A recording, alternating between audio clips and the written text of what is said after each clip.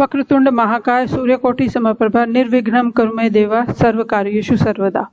नमस्कार दोस्तों, मैं नवनीता वशिष्ठ। आज का टॉपिक है गणेश उत्सव कि हम कैसे तैयारी करें और क्या करें कि कुछ विशेष बातों का ध्यान रखें। हम गणेश उत्सव की तैयारी में कुछ एक एक्स्ट्रा फैक्ट लेके आए।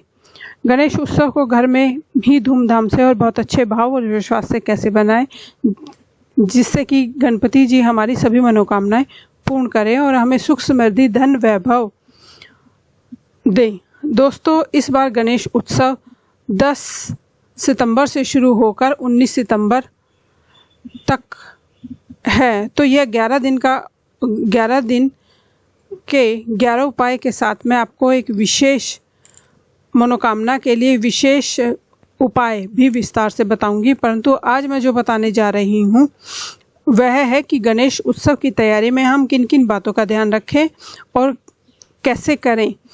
दोस्तों, हो सकता है आप में से बहुत लोग ये सब जानते हो और हो सकता है बहुत से लोगों को यह ना पता हो।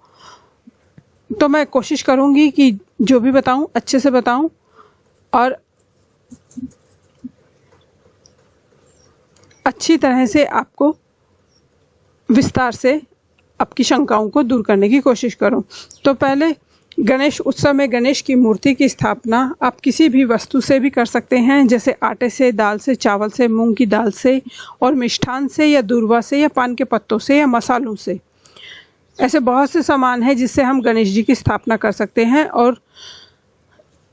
और यह वैसे तो हर एक वस्तु का अपना एक अलग महत्व और स्थान होता है और किसी भी सामान से गणेश जी को बनाने का एक विशेष महत्व और एक विशेष मनोकामना के तहत ही ये बनाया जाता है। तो ये मैं अपने आगे आने वाली वीडियोस में बताऊंगी कि किस चीज़ से गणेश जी को बनाने से हमारी कौन सी मनोकामनाएं पूर्ण होती हैं और हमारे कौन से ग्रह मजबूत होते हैं। तो दोस्तों, सबसे पहले मैं बात करूंगी कि कोई भी साधारण मूर्ति गणेश जी की स्थापना के लिए जो आप घर में लाते हैं वो ऐसी मूर्ति लेके आए जो ज़्यादा से ज़्यादा वातावरण फ्रेंडली हो और वातावरण को दूषित ना करे और सबसे ज़्यादा अर्थ एलिमेंट यानी पृथ्वी तत्व या कि धरती माँ को कम से कम नुकसान पहुँचाए। ऐसी केमिकल फ्री मूर्ति आप घर में लाकर उसकी स्थापना करें। ज़्यादा से ज़्यादा मूर्ति ऐसी लेके आए जो पानी में घुलनशील हो तो बहुत अच्छा रहेगा। अगर ये नहीं है तो आप घर में भी मिट्टी से गणपति जी की मूर्ति बना सकते हैं, या आप किसी आटे से या दाल से या पान के पत्तों से या दूर्वा से या किसी कागज पर खुद ड्राइंग करके भी आप गणपति जी की मूर्ति बना सकते हैं। इससे अच्छा कुछ भी नहीं है और इससे उत्तम उपाय। गणेश उत्सव मनाने में बहुत से लोग 2 दिन, 5 दिन, 7 दिन, 9 दिन के लिए गणपति की स्थापना कर सकते हैं। ऐसा कोई भी कर सकता है या कभी भी कर सकता है। कोई पूरे 11 दिन तक गणेश जी की स्थापना करते हैं या कोई अपनी इच्छा से गणेश जी की स्थापना करते हैं। जो भी करें, जैसे भी करें, अच्छे से करें।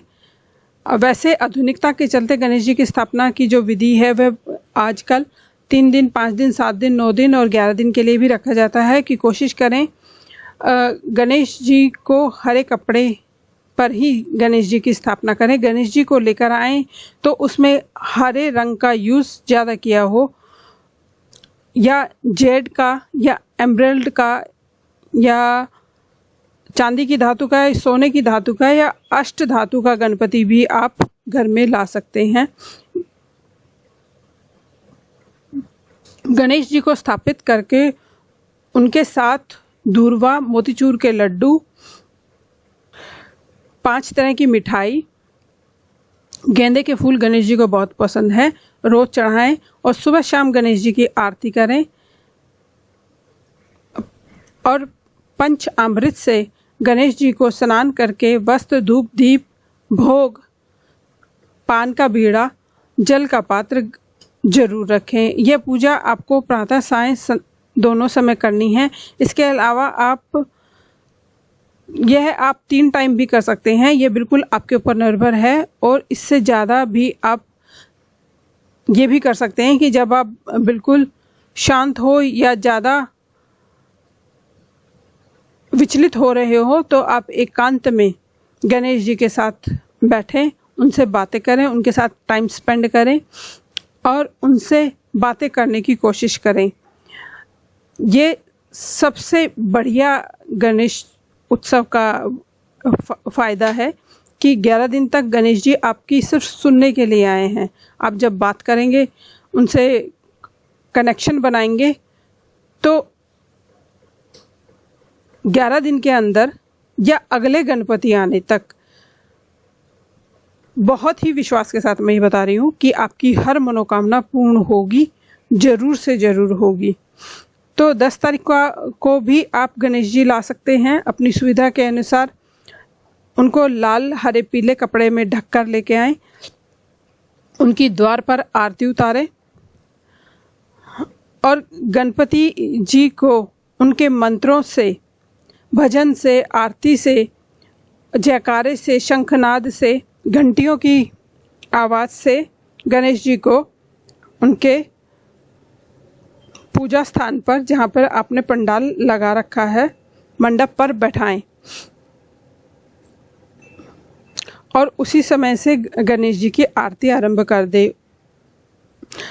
और जब गणेश जी को आप आमंत्रण देकर घर लाएं तो उनको निवेदन करें कि आप मेरे घर चलिए, जितने दिन भी आपको गणेश जी अपने घर में रखना है उतने दिन के लिए उनसे, और मेरे घर और उनसे विशेष प्रार्थना करें कि मेरे घर को अपने आशीर्वाद, अपनी ऊर्जा से फलीभूत करें, मेरे और मेरे परिवार पर अपनी कृपा दृष्टि बनाएं और मेरे और मेरे परिवार की सभी मनोकामनाएं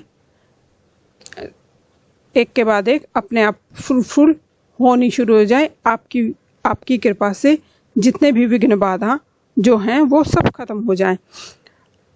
ये आप अपने भाव से, जैसे भी जिस भाव से आप गणपति जी को लाना चाहते हैं उस भाव से अपने घर में गणपति जी को लेके आएं। सबसे ज़रूरी बात कि गणपति उत्सव में गणेश जी को घर में स्थापित करने के बाद उनको अकेला नहीं छोड़ा जाता है। उनको ऐसे भाव से घर में लाना होता है जैसे कि कोई छोटा बच्चा हमारे घर में आया हुआ है और उसको 24 आवर अटेंशन की ज़रूरत है। इस भाव से गणपति जी को लाएं और उनकी उसी तरह से देखभाल और करें जैसे कोई छोटा बेबी घर में आया है। गणपति जी की पूजा करें, उनसे बातें करें, ये काफ़ी फ़ायदा होगा। गणेश जी की 11 दिन विशेष रूप से गणपति जी की आराधना, साधना और उनका आशीर्वाद प्राप्त करने के लिए है। तो आप जहाँ भी जिस भाव से भी इसको करेंगे वैसा ही फल आपको मिलेगा। आप ये अपने घर में भी कर सकते हैं या आसपास किसी मंदिर में भी 11 दिन तक गणेश जी की प्रतिमा पर ये पूजा पाठ सब कर सकते हैं। जैसा आपको सुविधाजनक लगे वैसा करें। किसी भी भाव को लेकर दुविधा मन में नहीं पालें। दोस्तों, जैसे नवरात्रे में माँ शक्ति की आराधना की जाती है, ऐसे ही गणेश उत्सव में गणेश जी की आराधना की जाती है और गणेश जी 10 दिशाओं से हमारी सभी परेशानियों को दूर करके हमारे घर में सुख, समृद्धि, शुभ लाभ, रिद्धि सिद्धि देने आते हैं। तो जिस भी भाव से अपनाएं, बुलाएं, पूजा करें, भाव और विश्वास के साथ करें। गणपति जी आपकी सभी मनोकामनाएं पूर्ण करेंगे। धन्यवाद दोस्तों, नमस्कार।